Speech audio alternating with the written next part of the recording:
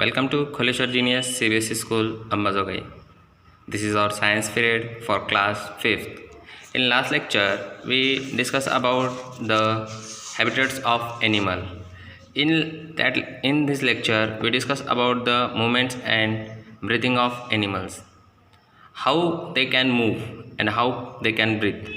मतलब वो चलते कैसे हैं या क्रिया कैसे करते हैं और उसी के साथ वो सांस किस तरह से लेते हैं, ये हम अपने चैप्टर नंबर 3 में देखने वाले हैं। इससे पहले हमने आपको क्वेश्चन आंसर भेजे थे, वो आपने लिखे ही होंगे और याद किए होंगे।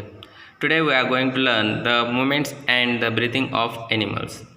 जैसे इंसान सांस लेते हैं अपने नाक से और श्वसन नलिका से, और इससे हम क्या होता है, जीवन जीने के लिए हमें मदद होती है। अगर हम सांस ना ले पाए तो हम कुछ ही क्षण में मर जाएंगे।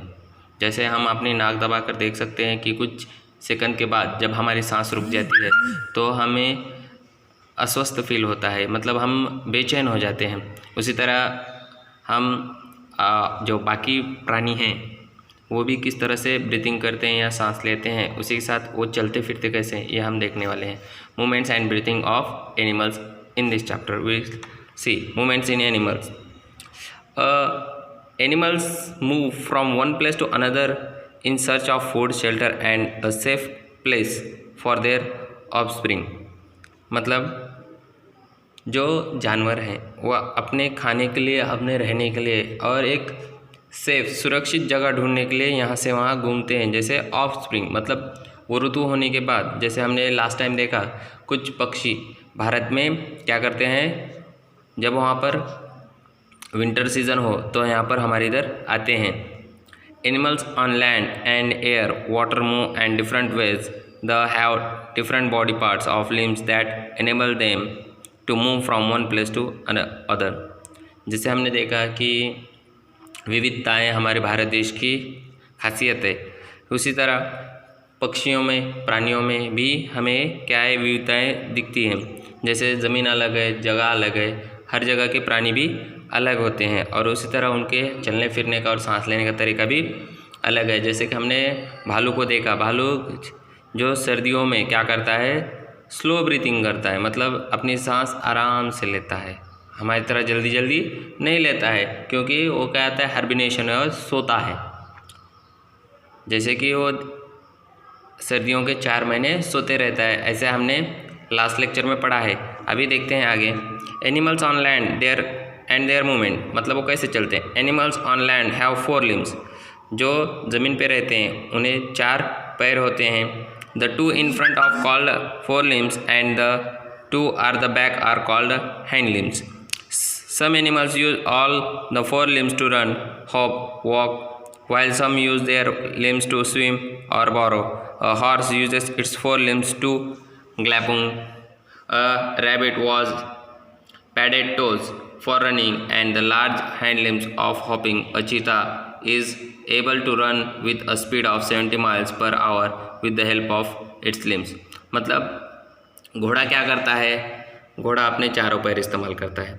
जैसे कि जहाँ तक हम देखते हैं जो धरती पर रहने वाले जानवर हैं उन्हें 4 पैर होते हैं, और उसमें से घोड़ा क्या करता है, कुछ 2 ही इस्तेमाल करते हैं, कुछ 4 इस्तेमाल करते हैं, आगे वाले 2 और पीछे वाले 2, इस तरह से।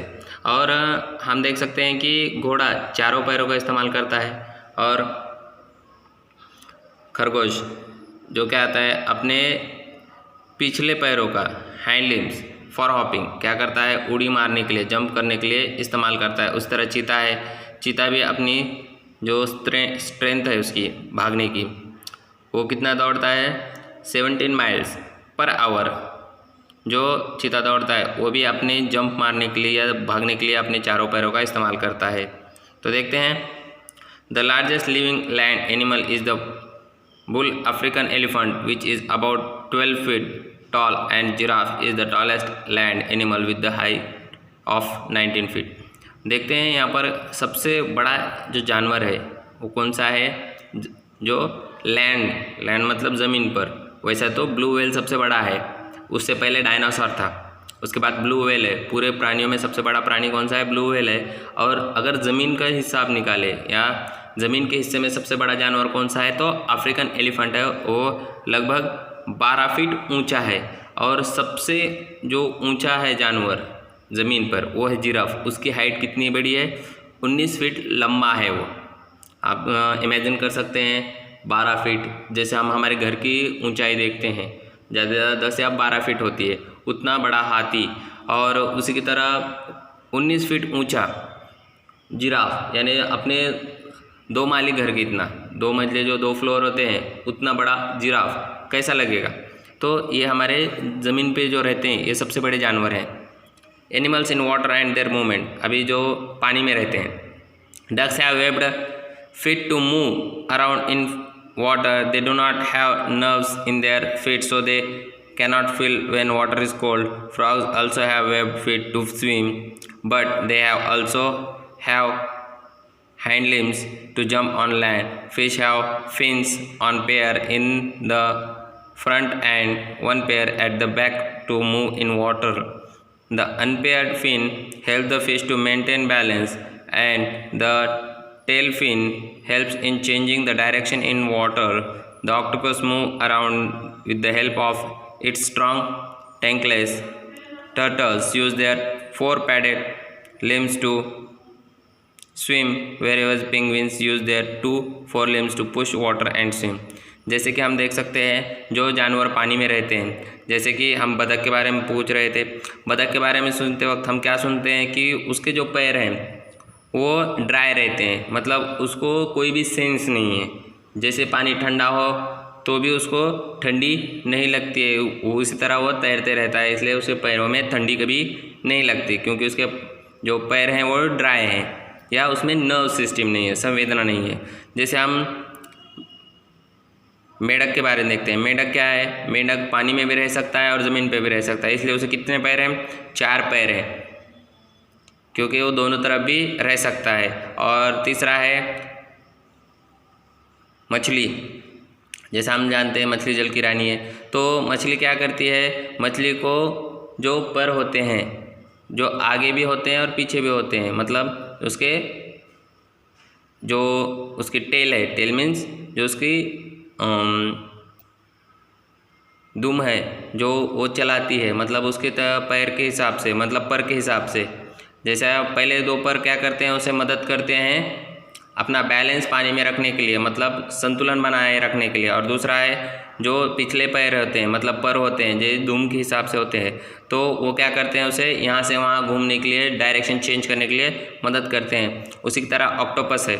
ऑक्टोपस क्या करता है? ऑक्टोपस अपने जो अलग अलग भुजाएँ का इस्तेमाल करता है, और जो कछुए होते हैं, कछुए अपने चारों पैरों का इस्तेमाल कर सकते हैं अपने यहाँ से वहाँ घूमने के लिए। आगे देख सकते हैं The 4-eyed fish, a surface-dwelling fish, can see in air and water simultaneously. Each eye is divided by flaps, so there is one opening in the air and one in the water. The 4-eyed fish जो है, dwelling fish जो है, वो क्या कर सकती है?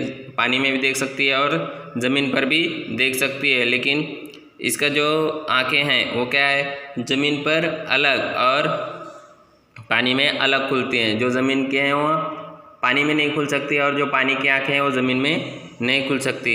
इस तरह हमने आज देखा मूवमेंट्स इन एनिमल्स, जैसे कि लैंड एनिमल्स के बारे में देखा और एक्वेटिक मीन्स वाटर एनिमल्स के बारे में देखा। कल के तासिका में हम देखेंगे इंसेक्ट्स और बर्ड्स के बारे में।